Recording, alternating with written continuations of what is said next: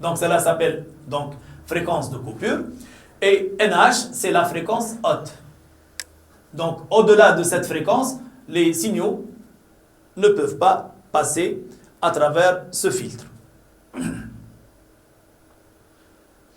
Donc on va essayer de voir maintenant le déphasage.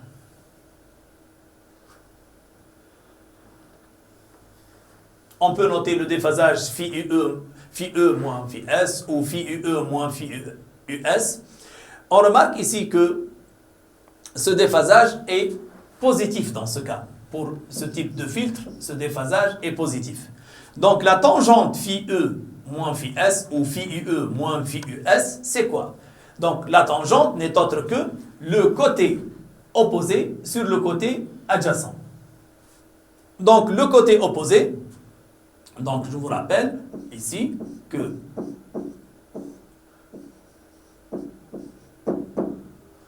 pour les fonctions sinus, cosinus et tangente, on dit sinopipe, cosagip, tango patch. Donc ici c'est l'opposé sur l'adjacent. Donc ici on va simplifier par le UC max. Qu'est-ce qu'il va rester? Il va rester RC oméga. Or, ce RC, qu'est-ce qu'on a dit? On a dit que le NH est égal à 1 sur 2 pi RC. Donc le RC c'est quoi? Si je remarque ici, si je laisse le RC de ce côté, qu'est-ce que je vais avoir? Je vais avoir 1 sur 2 pi NH, ou N coupure. Donc, RC est égal à 1 sur 2 pi NH. C'est-à-dire le RC va être remplacé par 1 sur 2 pi NH. Donc, on va essayer maintenant de remplacer ce RC par son expression. Au lieu d'avoir la tangente phi UE moins phi US par cette tangente est égale à RC oméga, je vais remplacer le RC. Lorsque je remplace le RC, qu'est-ce que je trouve? Je trouve 1 sur 2 pi NH. C'est quoi 1 sur 2 pi NH? Donc n'oubliez pas que celui-là, c'est cette quantité. Et oméga, c'est quoi? C'est 2 pi N, comme vous le savez. Donc, qu'est-ce qu'on va faire? On va simplifier par 2 pi. Donc, on va simplifier par 2 pi. Et on va avoir, dans ce cas, tangente phi E moins phi S est égale à N sur NH. Donc, cette tangente est égale à N sur NH. La tangente, donc, du déphasage entre la tension d'entrée et la tension de sortie.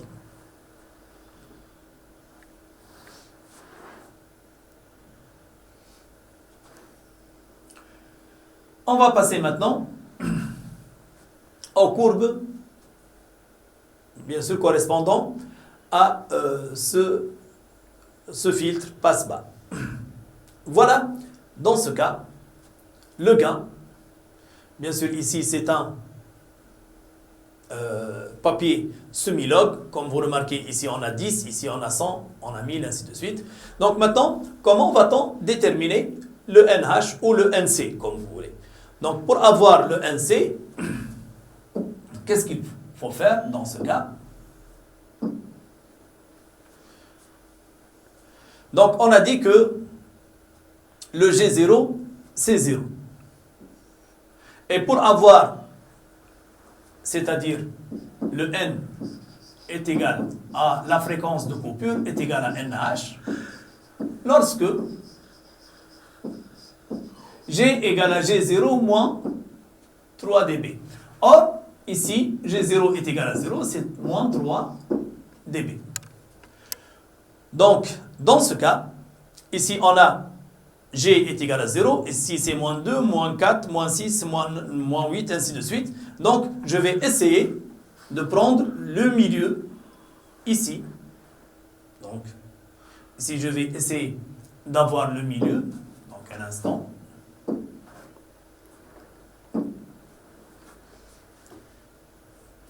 Donc, le milieu,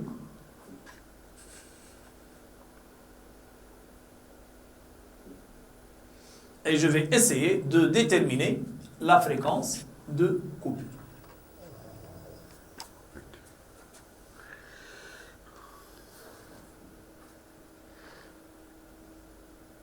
Voilà. Donc, je vais essayer d'avoir le milieu.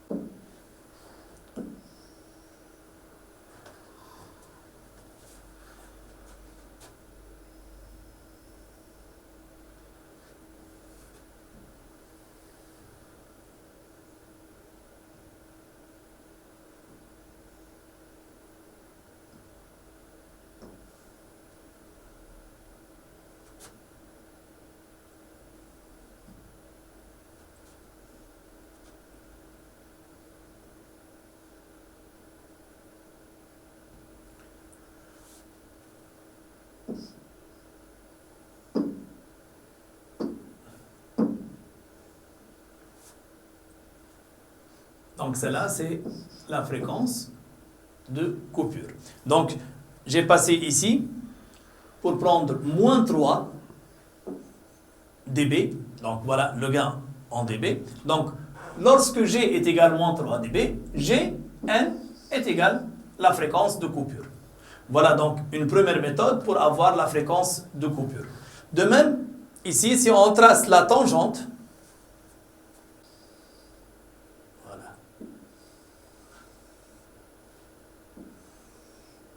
Donc la tangente à la courbe donc, nous permet d'avoir la fréquence de coupure. Voilà deux méthodes pour avoir la fréquence de coupure. Donc, on trace la tangente à la courbe. Donc, cette tangente coupe l'axe des fréquences à la fréquence de coupure. Donc, en ce point, on a la fréquence de coupure. Ou, si vous voulez, on prend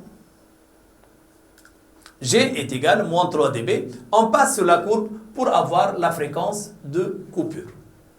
Donc, voilà deux méthodes pour avoir la fréquence de coupure. À l'aide du graphe représentant le gain en fonction de la fréquence et, bien sûr, sur un papier semi-logarithmique.